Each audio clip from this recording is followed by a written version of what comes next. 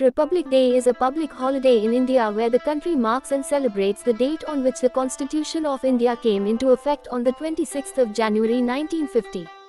This replaced the Government of India Act 1935 as the governing document of India, thus turning the nation into a republic separate from British Raj. The Constitution was adopted by the Indian Constituent Assembly on the 26th of November 1949 and came into effect on the 26th of January 1950. The 26th of January was chosen as the date for Republic Day as it was on that day in 1930 when the Declaration of Indian Independence was proclaimed by the Indian National Congress. India achieved independence from the British Raj on the 15th of August 1947 following the Indian independence movement. The independence came through the Indian Independence Act 1947, 10 and 11 Geo 6 circa 30, an act of the Parliament of the United Kingdom that partitioned British India into the two new independent dominions of the British Commonwealth, later Commonwealth of Nations. India obtained its independence on the 15th of August 1947 as a constitutional monarchy with George VI as head of state and the Earl Mountbatten as Governor-General. The country, though, did not yet have a permanent constitution. Instead, its laws were based on the Modified Colonial Government of India Act 1935.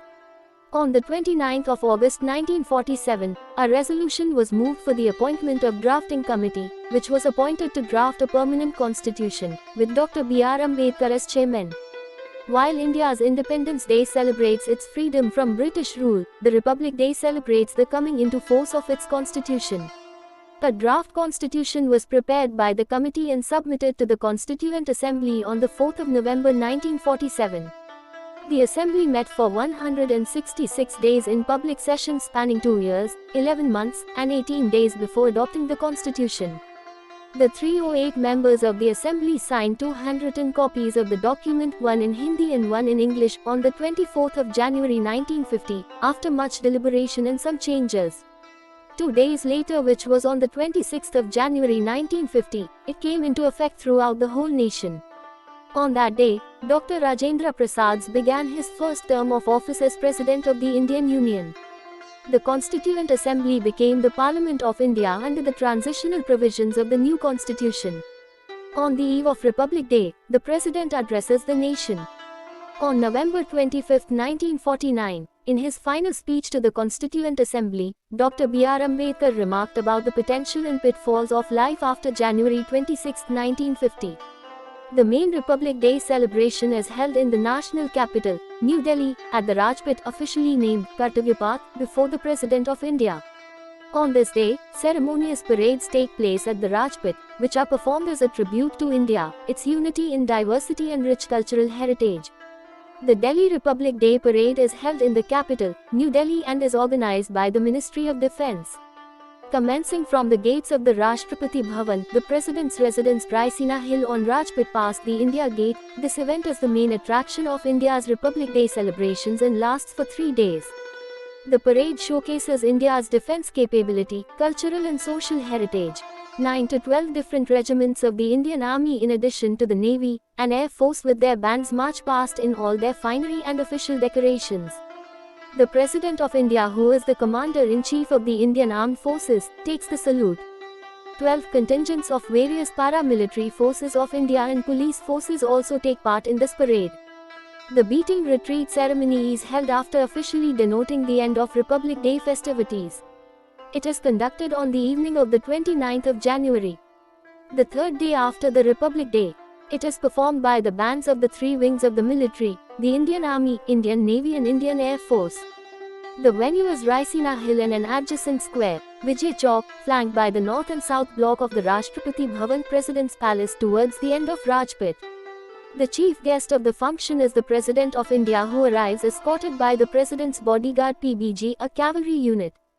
When the President arrives, the PBG commander asks the unit to give the national salute, which is followed by the playing of the Indian national anthem, Jana Gana Mana, by the army. The army develops the ceremony of display by the massed bands in which military bands, pipe and drum bands, buglers and trumpeters from various army regiments besides bands from the Navy and Air Force take part, which play popular tunes like Abide With Me, Mahatma Gandhi's favorite hymn, and Sare Jahan Se Achha at the end. On the eve of Republic Day, The President of India distributes Padma Awards to the civilians of India every year. These are the second highest civilian awards in India after Bharat Ratna. These awards are given in three categories, viz. Padma Vibhushan, Padma Bhushan and Padma Shri, in decreasing order of importance. Padma Vibhushan for exceptional and distinguished service. Padma Vibhushan is the second highest civilian award in India. Padma Bhushan for distinguished service of a high order. Padma Bhushan is the third highest civilian award in India. Padma Shri for distinguished service. Padma Shri is the fourth highest civilian award in India. While being national honors, the Padma Awards do not include cash allowances, benefits, or special concessions in rail air travel.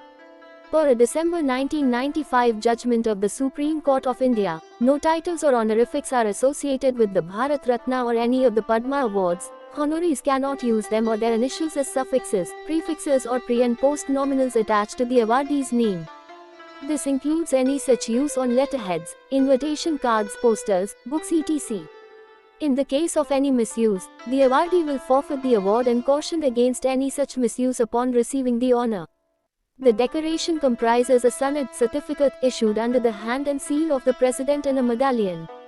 The recipients are also given a replica of the medallion, which they can wear during any ceremonial, state functions etc., if they desire.